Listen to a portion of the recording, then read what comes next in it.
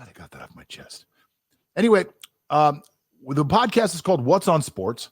It's linked to a website that's called whatsonsports.com. That pretty much matches up pretty well. And on the website, we've got some really great stuff that we do. And one of my favorite things that we do every week on Wednesday, we drop a brand new article, and the article is called The Jackwagon of the Week. So that's right. See, we've got somebody out here complaining about censorship. We will not be censored. We will not be censored. We will not allow that to happen. So anyway, on the website, there's a article called Jackwagon of the Week, and every week we pick out a new person that we think is the Jackwagon of the Week. Now, for those of you that are unfamiliar with what a jackwagon is, well, a jackwagon is really it's a term that really tells people that the guy's kind of a jerk. He's an idiot. He did the dumbest thing of the entire week. And one of our writers over there wrote the article this week, and I just brought him on. Lance Fernandez is with us. Lance, how are you today? Doing awesome, John, as always. Oh, good, Lance. You look great today. I love the camera. It looks like you did a little upgrade on the camera there, or whatever you did. Maybe you combed your hair, but I like it. You look super handsome today. And I want to talk about your article for the Jackwagon of the Week this week. Without me spoiling it, who is our Jackwagon of the Week this week? Well, first things first, Jackwagon of the Week is not a coach in the NFL anymore. And that's defensive coordinator or former defensive coordinator, Greg Williams of the New York Jets. Yes. Now, Greg Williams is notorious for many things. Number one, he was always known as being a decent defensive coordinator. He's also known for being part of that scandal with the New Orleans Saints. That's true, right? Is that the same guy? Yeah, he is the same guy. But let's not forget the fact that he won a Super Bowl also with the Saints. Okay. So that gave him some sort of credibility as a defensive genius. Yes. He is actually one time was known as a defensive genius. Yeah. He was suspended for a year for his part in Bountygate, and coming back, he has not had some of the best jobs. And obviously, he's part of a very, very, very, very, very, very, very, very, very bad Jets team. And or at least he was, right? So would you like to tell us a little bit about what you wrote about with Greg? Yeah, and that number of varies that you just mentioned is not even enough to just quantify how disappointing the Jets has been during the 2020 NFL season. Yeah, you just have to loop that very, very, very just to quantify their mediocrity this season.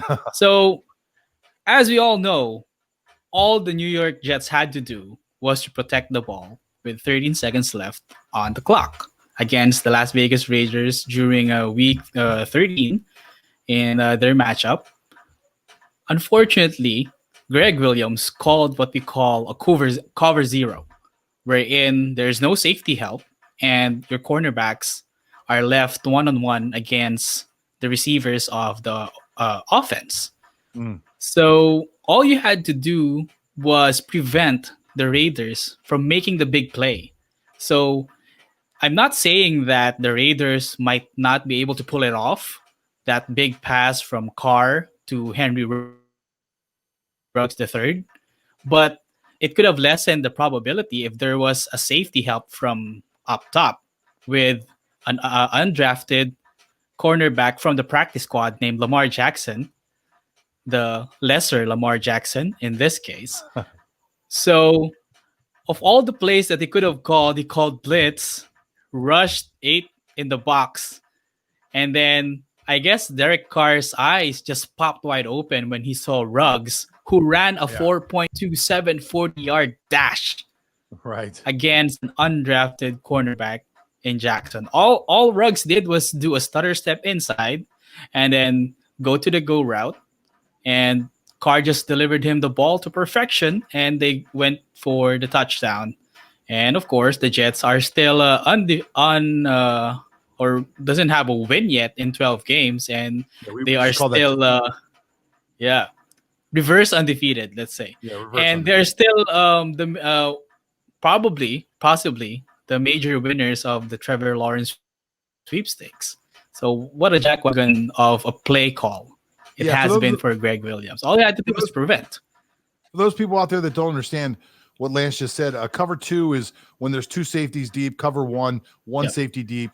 Cover 3, there'll be maybe safety and 2 corners deep. Cover 0 means that each defensive back is one-on-one against their receiver. There's usually a blitz that comes with that, and cover zero means that there's no one behind them to help them, which is absolutely positively a killer. Having nobody behind you is absolutely positively, I mean, one of the worst things that could possibly happen to a cornerback, especially with only 13 seconds left on the entire clock. The $1 million question: did the Jets lose on purpose to keep? This is from someone in the chat group. The $1 million question: did the Jets lose on purpose to keep the top draft slot? What do you think about that? A lot of people were saying that they threw the game in order to keep the top draft slot. Do you think there's any validity to that, Lance? Okay, so first things first, Adam Gase was the one who fired Greg Williams immediately after the game. So they already found their scapegoat for a pathetic season that they are having this 2020. And if I were to give my 2 cents worth on this, the Jets have been finding ways creatively, quote unquote, to shoot themselves in the foot and to ultimately lose ball games. They've had some close calls. They've had some close shots. But for some reason, towards the end of the game, they play poorly or they just quit. They don't play the same way that they have done for the first 2 or 3 quarters. So if I were to give my judgment, yeah, it is part of the bigger plan, which is to haul potentially a quarterback that we think is a once in a generation talent in Trevor Lawrence. His name is Lance Fernandez. He's one of the writers over at whatsonsports.com. Lance, before I let you go, I want to find out your opinion. Do you think there's a chance that Greg Williams gets a job in the NFL again? Well, if Jeff Fisher gets a head coaching job again, I guess he would. Because he always seems to be at the spot where Jeff Fisher gets a head coaching job. But kidding aside, I guess it would take a while, but some team will eventually take a shot at him because he still has that Super Bowl credibility despite everything that happened since. So he still has that cred. And but right now, I don't see it happening like in the next like 3 or even 5 years. I don't see him getting any job in the NFL. Wow. Well, there's always a job at the high school level, right, Lance?